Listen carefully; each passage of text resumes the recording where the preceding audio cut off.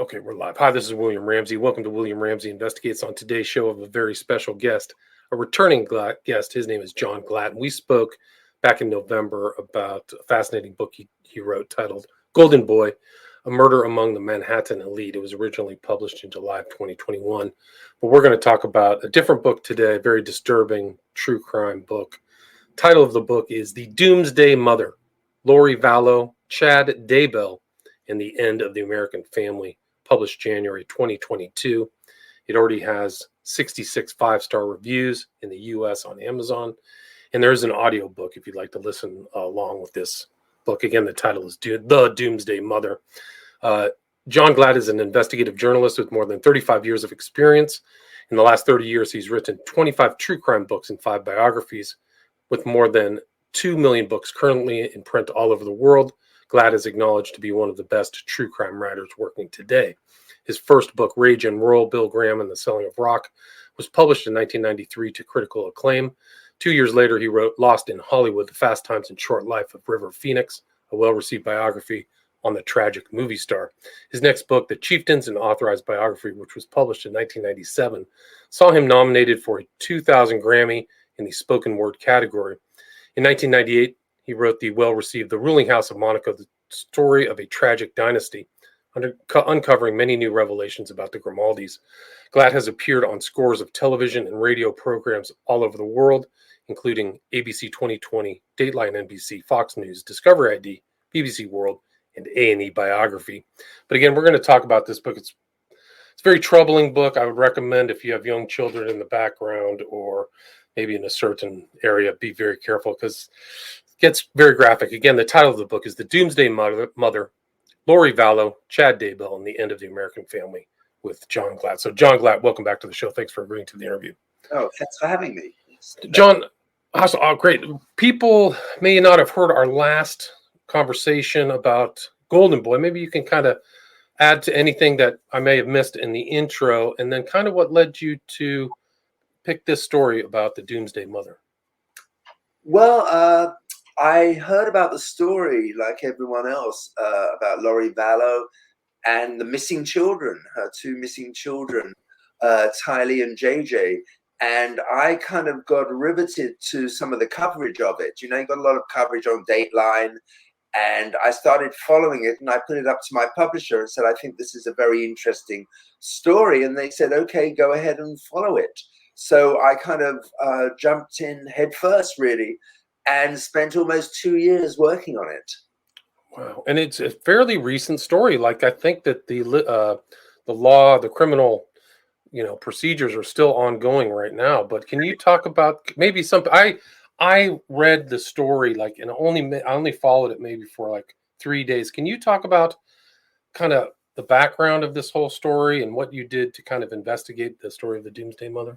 Yeah, well, the background is it's really down to the Mormon religion, in fact, and a very perverted offshoot of the Mormon religion. The 2 characters, which I kind of follow from their childhoods, Lori Vallow, who was from a very strange family in California. Her parents they said they were Mormon, but her mother was more like she used to wear hot pants and blonde hair and everything. And Lori had a very, very strange childhood, I think. And she sort of became kind of obsessed with her older brother, Alex, who I think they had a strange relationship. And that has a lot to do with what happened, I think, in fact. The family was strange. Her maiden name was Cox, right? And she was from Rialto, kind of in East LA. Mm-hmm. But her dad was a kind of an anti-tax his whole life. He thought the IRS was a bogus institution. So they were anti-conventional, even for Mormons, very anti-conventional, because Mormons are supposed to be very law-abiding. But that family was very peculiar right from the get-go, right?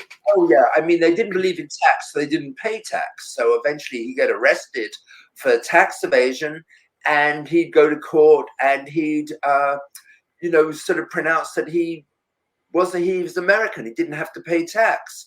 And of course, they'd always lose the cases. And in fact, he actually wrote a book about the evils of tax. And it was a very strange family, I think. The many siblings, and Laurie, I think, was trying to get out of the family, and she really didn't have any kind of concrete foundation. So she would go through man after man, husband after husband, without finding any happiness, I think. Yeah, and she would had this thing where she would dance with mirrors. So she had this kind of Mormon sensibility of like the veil was very thin and she was communicating with angels and stuff like that, even before she ran into Chad Daybell, right? Very much so. I mean, she started following certain podcasts like the Julie Rowe podcast, and she started reading books on this kind of going through the veil and sort of doomsday scenarios. And that's how she first heard about Chad Daybell. She sort of read all his books, and she told her friends, Chad Daybell, she thought was a great author. And she sort of became a groupie, and I think she determined that she wanted to meet him. And that was what she was going to do.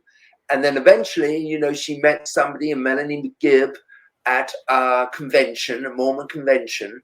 And Melanie knew Chad Daybell, and she brought her along to St. George, where they were having a Preparing a People event. And that's where she met Chad Daybell. And really, that was the beginning of everything. It was a fatal, fatal meeting. It was a fatal meeting. So she had read his books, but she was on like her third husband. Like she had bounced. She had a biological child, that she adopted a child.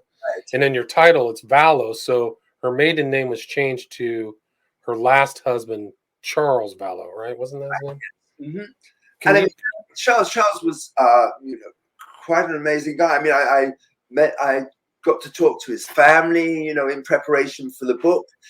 He was really in love with her. And when her previous marriage to Joe Ryan was breaking up, there was a lot of court activity there where, she was trying to get him arrested for molesting their son, which wasn't true at all.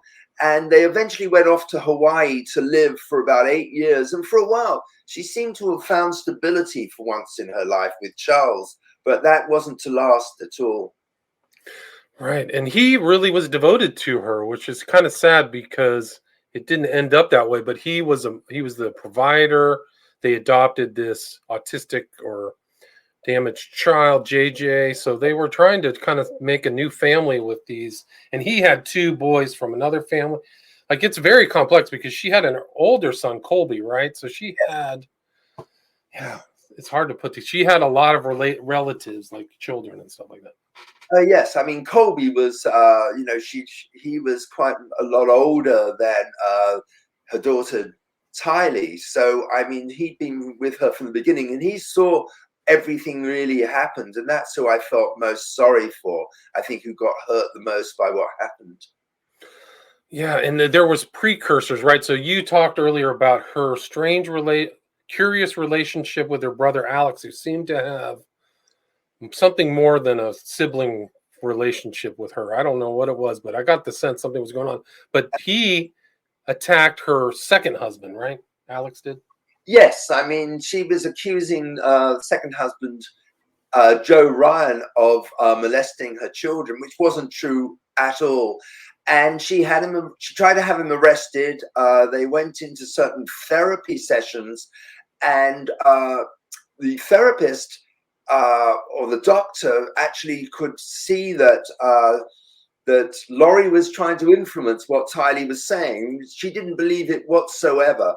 And Laurie would come out with things like she was in communication with dead people. Her sister, who had died very early of a serious illness, Laurie thought Tylee was a reincarnation of her, the sister, and she was talking to the other side of the veil. And this therapist saw that and didn't think there was any credence in what she was doing with Joe Ryan, accusing him of molestation. And then when things were going against Laurie, she sort of wound her brother Alex up to attack him, which he did. He turned up with a taser gun And poor Joe Ryan was coming out of a meeting with his daughter, because they were kind of supervised meetings at the time. And he walked out, and Joe attacked him with a taser and knocked him to the ground unconscious. And I think probably would have killed him if people hadn't been coming out and seen what had happened. And in fact, Laurie and her daughter Tylee were watching everything in the car. So it was very, very dark, very dark. Yeah, really dark. And Alex, I think you wrote in the book, like Joe Ryan might have suffered health problems from that. But it's almost like there were similarities in her husband's, where they really were trying. It seemed like they really wanted to contact their children. And do you get the sense that Laurie kind of made up stories to be very manipulative to the police and other people? Yeah, I mean, absolutely. You can see some of the things she said, which were recorded at certain talks she would give, that totally made up. I mean, she invented a lot of stuff, she really, I don't think she really had a concept of reality actually at one point. Right. She was almost like a psychotic or something like that. Like, there's a term for it in psychology where you just, she just like, it was very strange. And so then her and Charles, she kind of, there was an age difference, right? He was like 17 or years older than her. He was 17, 18 years older. He was very successful. I mean, he made a lot of money he had a sort of a finance business. Laurie lived very well. She never really worked or anything. She originally had a job as a hairdresser. That was all she ever did. But Charles kept her in, very, very well in Hawaii. And then after she started getting more and more involved in the Preparing a People group and meeting Chad Daybell, Laurie decided that Charles was not devout enough. She didn't like his religious thoughts, and she's kind of turned against him. And and it's kind of a shame too, because he changed it into a Mormon for her, and then he wasn't, strong enough. And so then she meets this guy, Chad Daybell. What's Chad Daybell's background? Well, Chad Daybell came from a big family.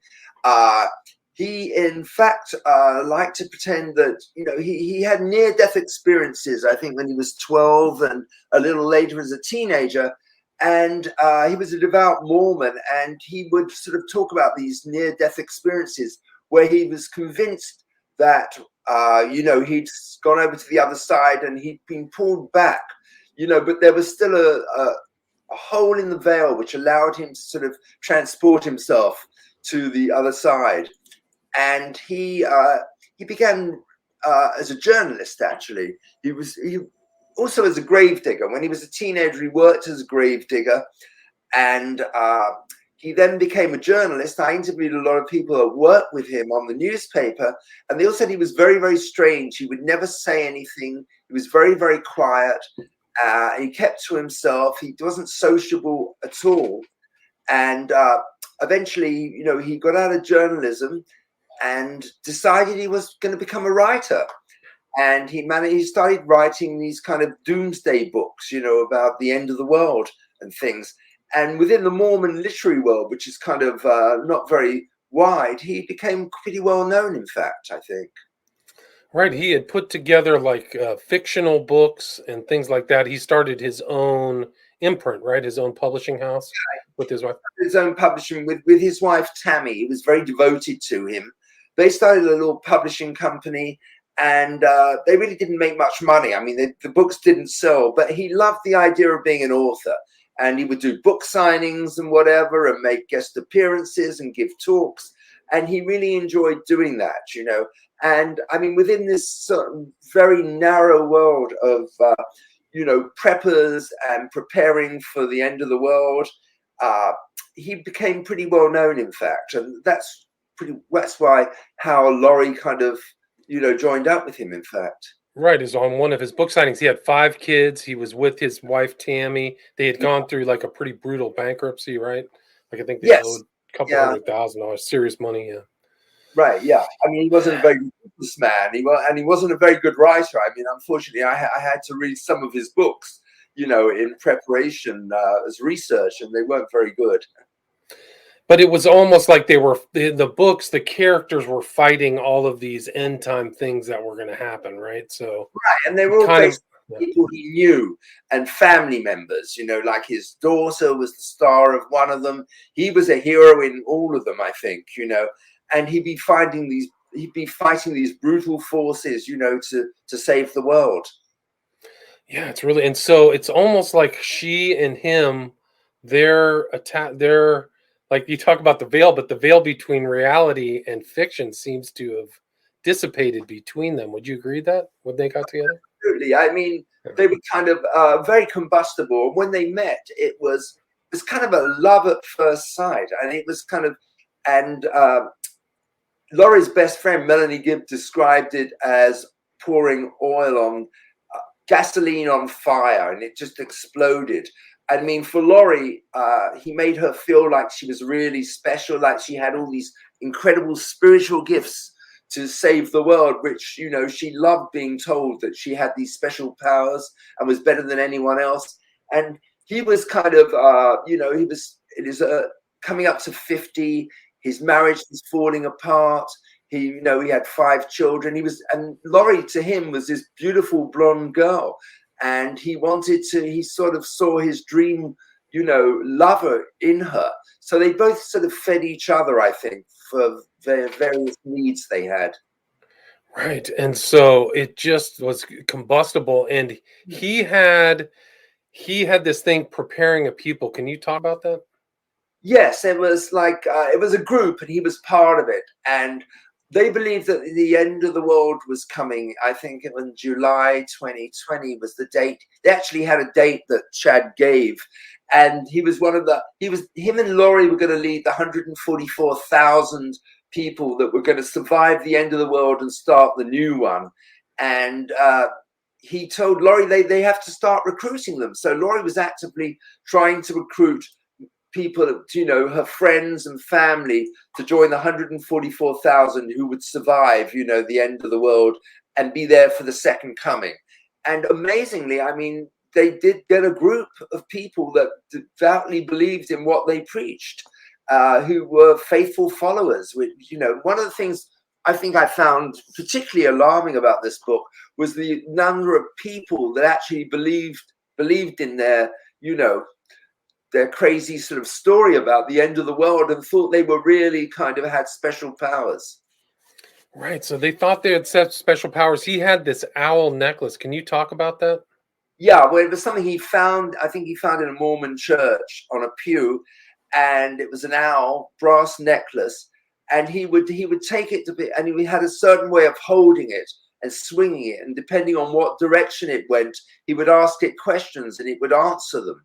So it became like a parlor game. He held these kind of little meetings for his followers where he would actually try and impress people. He would do research on certain characters. I think he liked people coming out of the Mayflower, actually, coming over on the Mayflower. And he would tell them who they were using the necklace, tell them who they were in previous lives and what they were going to do. And it became like a parlor game, which people took seriously. Right. So he had this thing. Then he got fired from his day job. So he was like going down the wrong path. And I think he got excommunicated by the Mormons at some point, right? That's what I understood. I mean, I could never verify whether it was before or after his arrest that he I was see. excommunicated. Well, they have doctrines. If you step out, I mean, the Mormon, all churches do, but the Mormons will excommunicate you if you're teaching something like that. He was teaching kind of strange stuff. He said he had new people 7 times in past lives. They were he could create a portal where he could communicate with Yeah, Lori, right? I mean, it's heretical, Yeah. pure heresy for the Mormon religion, what he was, teaching and everything. And at one point, while Laurie was still married, I think, and he was still married to Tammy, they actually sealed themselves in a Mormon temple, which I think is the ultimate heresy in the Mormon religion to do that. So, I mean, it was pretty bad what they were doing. Right, and he had what Charles Vallow drove him over the edge was when he found a paper from Chad to Lori about they were grading people on a number basis spiritually, right? Or he was Right. doing that. Yes. Can you he talk on that? yeah, I think he accessed certain papers in Laurie's computer, and he also found a letter that Laurie had sent Chad, and it was for the benefit of Tammy because Chad was coming over to spend some time with Laurie secretly, and they gave an alibi to Chad, saying it was so great to meet you, and it was actually from Charles Vallow inviting Chad to come over and write his autobiography and spend some time, and saying he would pay him. That was to give Chad an opportunity to come to their house and spend some time with her. And Charles Vallow found that and was very, very suspicious. And in fact, told one of Laurie's brothers that he thought Laurie was having an affair and they had to do something about it. Right. So Chad is doing this, and he's telling her that she was a god too, right? Like all this really heavy stuff. Rid the world of evil spirits or zombies. So Right. he had her believing that certain people were zombies, right? Yes. And I mean, Charles had turned into a zombie. And then Laurie kind of actually told Charles that you're not Charles, you're a zombie. And she had another name for him, which I can't remember. Nick Schneider, right? Schneider, yes. Yeah. He said, "You're not really Charles Vallow, you're Nick Schneider." And she threw him out of the house, locked him out of the house, and took his money, out of his account, so he couldn't pay his employees or anything. And it was really, really dire what she did. And he got so worried that he actually tried to get her committed into a mental hospital, and went to the police about it. And then when she actually went to be analyzed, and she was such a good actress, she she persuaded everybody that she was fine, and it was Charles who was at fault. Right. Everybody else was at fault. She was really good at pushing blame off herself towards Oh, other people, other husbands. Yeah. absolutely. I mean, you even see some of the police. There's some police video interviews that she did in Chandler, Arizona, and she persuades the police, that Charles is cheating on her and he's a bad husband, and they're very, very sympathetic to her. Right. And it's incredible. Yeah. And it was like she was kind of the ideal for Chad too, because I think you wrote in the book he was kind of a plain guy. He and his wife were plain, and she was like blonde haired. So it's kind of like she was kind of like the ideal for him, right? Oh, absolutely. I mean, he was a dumpy, plain, kind of overweight guy. I mean, and Laurie was, very good looking and stuff. I mean, in fact, competed in Mrs. Texas at one point, although she didn't win. And there's some pictures, from the beauty contest in the book, which I got. So he was, Chad's dream girl, basically, Right. And yeah, so she's very attractive, well spoken. She could really, you can see those videos online of all of them, actually. Yeah. A lot of those, there's a lot of court documents of her brother, too, or court videos of interrogations of Alex. And so it gets just worse with Charles. So she changes all the locks. Right. And then it's like, she travels. She doesn't talk to him, goes to Hawaii, and Charles is trying to figure out what to do, right? Yeah, she just goes to Hawaii, leaves him in charge of the kids, basically. JJ washes her hands of them and just moves to Hawaii for a while. I spoke to her best friend in Hawaii that she lived with for, some time during that period, and she said, well, Laurie was just trying to convert her to, become one of the preppers for the end of the world, and she wasn't going to have anything of it. And said Laurie was just, plain out there, Right. So she was out there at that time. So she's missing for like 3 months, right, or through 38 days or something with that. Doesn't talk to Charles, but then goes back. She tries to change the insurance policy on Charles's $1 million insurance policy, right? Yeah. Like you can sense something bad is on its way. Right. And he finds out about it and changes his beneficiary from Laurie to his sister. So she doesn't know that, though, at the time. Right. So it's just getting stranger and stranger. Then she comes back to Charles and says everything's fine, right? And he takes her back. It's just off the charts, yeah. Yeah, he was really in love with her, and he just, she says, "Oh, everything's forgiven. I'll move back in with you." And Charles says, "Fine," but it didn't last very long.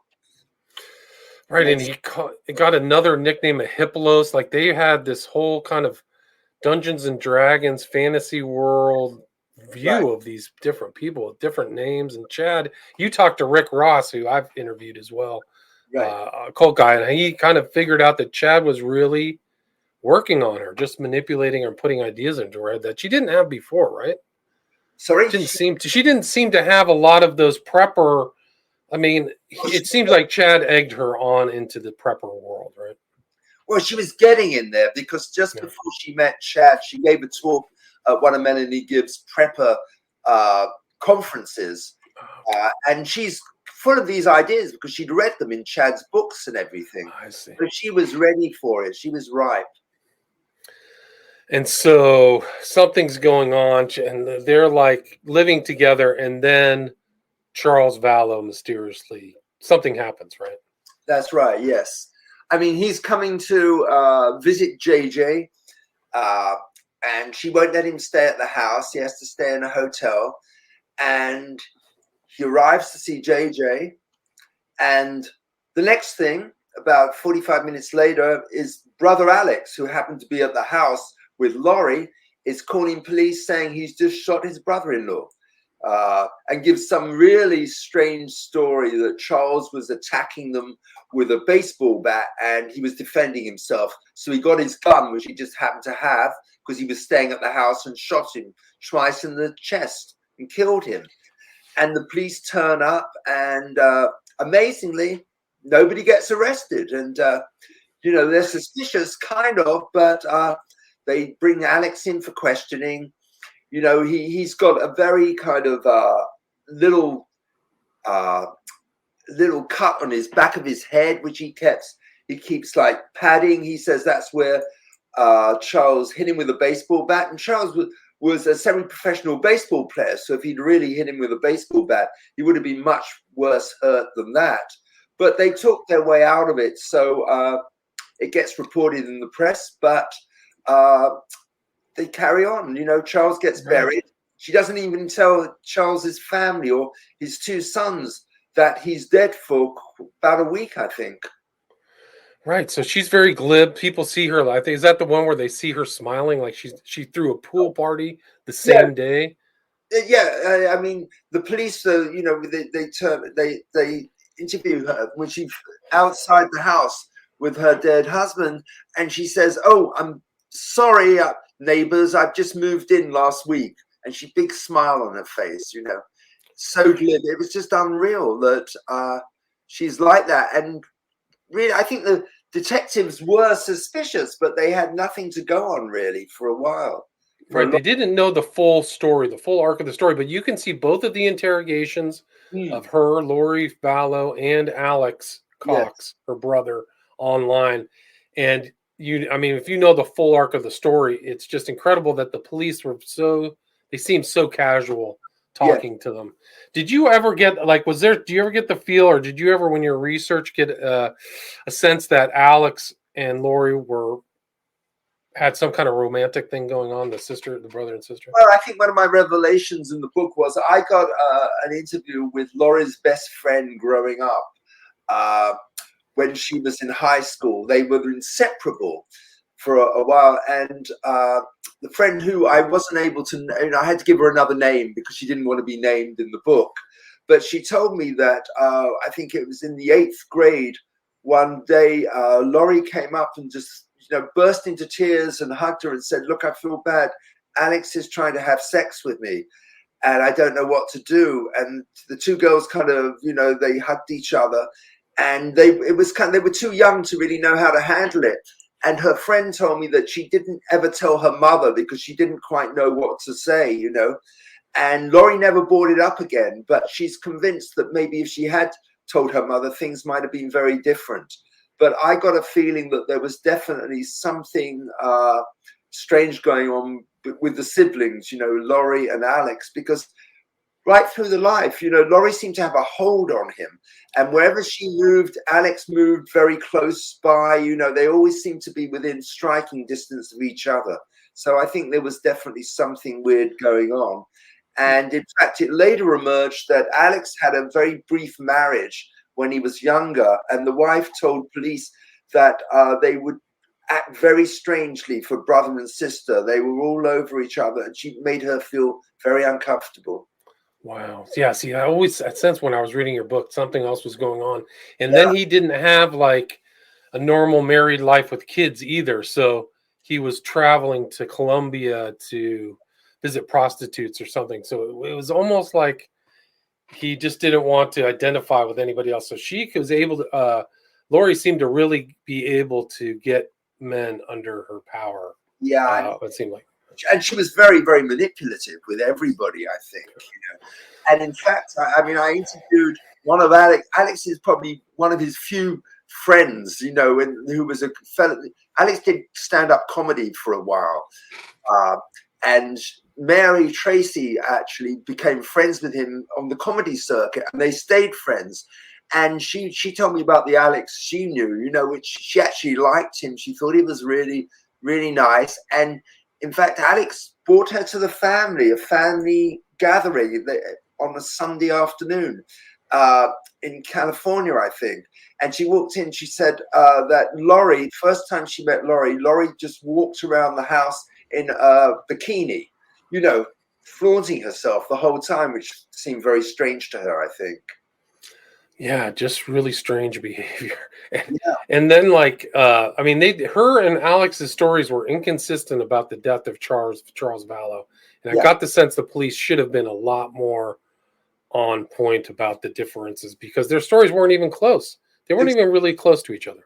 Yeah, I mean, Alex said that Laurie wasn't in the house when it happened. She was actually gone to take JJ, the son, to school. And Laurie said, oh, she was in the house. She heard something, So, I mean, Right. they were at variance with each other. I think the police should have been more, aware of that. And then so this is kind of the beginning where it just gets worse and worse because then they decide they're going to gear up and go to Idaho to be closer to Chad and Rexburg, right? Rexburg was going to be the gathering point for the people, right? Yeah, that was ground zero of when the end of the world came. They would gather in Rexburg for the second coming. I mean, Chad just liked Rexburg, I think. He kind of appealed to him in Idaho. And he got all his followers to move there. He got Laurie's niece, Melanie, another Melanie, in fact, moved there. Alex moved there, all in the same little complex too. So they were all living very close towards the end. Did you ever get a sense to how big the cult really was? How many people Chad was influencing? Well, a lot of it was internet related, and he did these talks preparing a people podcasts, video podcasts. So I think he had a lot more followers than people were aware of, and probably all over the country, all over the world, because these were avid preppers would watch them, in lots of different places. So it's hard to say exactly how many followers he had. Although Rick Ross said that, really it was a cult of two, Chad and Laurie, and that was enough to have a cult. Right. And so Chad, they all get up there, Tammy, I mean, Chad's wife, Chad keeps saying she's going to die mysteriously. I have a feeling she's going to pass over. He keeps saying weird things like that about his wife. And then she goes this is part of the story that I never really understood when the media was covering this back in the day, like how many other deaths are around these people. So Tammy somehow suspiciously dies too, right? That's right. Yeah. And then Alex's, I think GPS, they pinpointed him the week before she died. Actually, she came out and she saw somebody with a mask holding a gun, which she thought was kind of a practical joke. And they fired, and he ran away. And she wrote about it on Facebook, saying, "You wouldn't believe what happened, blah blah blah." But it turned out that was Alex. And then a week later, Chad calls 911 and says he woke up and his wife was dead. And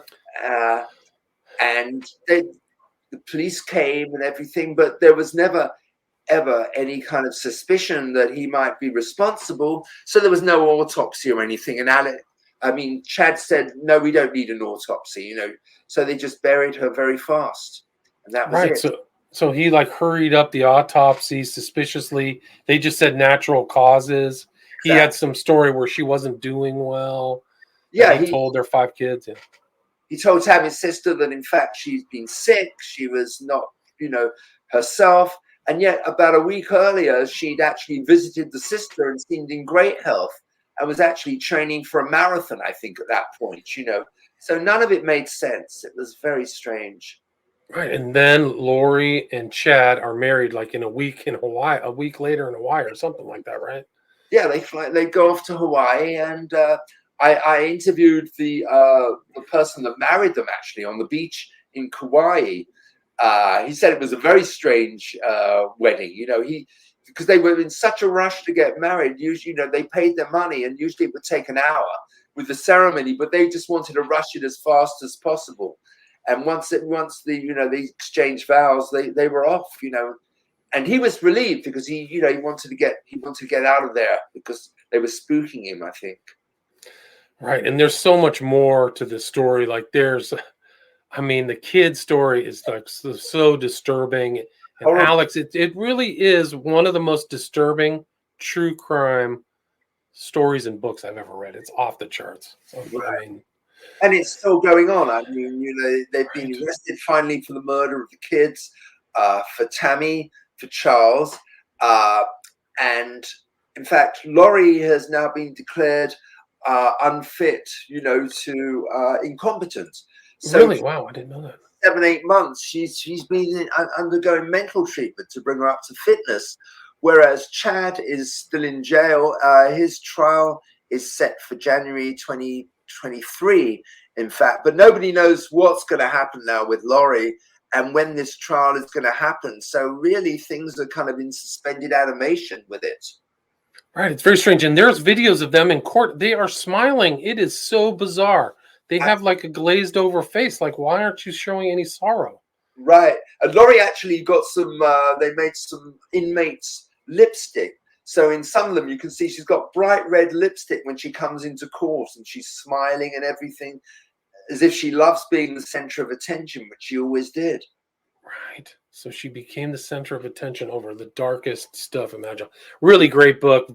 It really opened up my understanding of this case and like how strange it was. And when some of these Mormons go off the reservation, it gets really weird. Absolutely off the charts. Yeah, off the charts. Mormons, I think, are very embarrassed about this. They wash their hands of Chad and Lori and then try to distance themselves as much as possible. You can't blame them. What they did was unspeakable, and there's just a lot more to the book. I highly recommend people go get the book. Where's the best place for people to get the Doomsday Mother? You can get it on Amazon.com or Barnes & Noble. I've got leads on my website, www.johnglatt.com, which leads to buy it. So it's very easy to get. And so you've got the links on your website to wherever anybody can choose to get it, either Amazon or anything like that. Right. Great job. Amazing book. Highly recommended. Again, the title of the book is The Doomsday Mother, Lori Vallow, Chad Daybell, and the End of the American Family, published January 2022. 66 5-star reviews on Amazon US. There's also an audio book if people want. And the author, again, his name is John Glatt, Glatt, and his full name is his website, so you can reach him there if you're interested. But John Glatt, thanks so much for your time and excellent book. Really Thanks for having me. It's great. All right, take care. All right, stay there.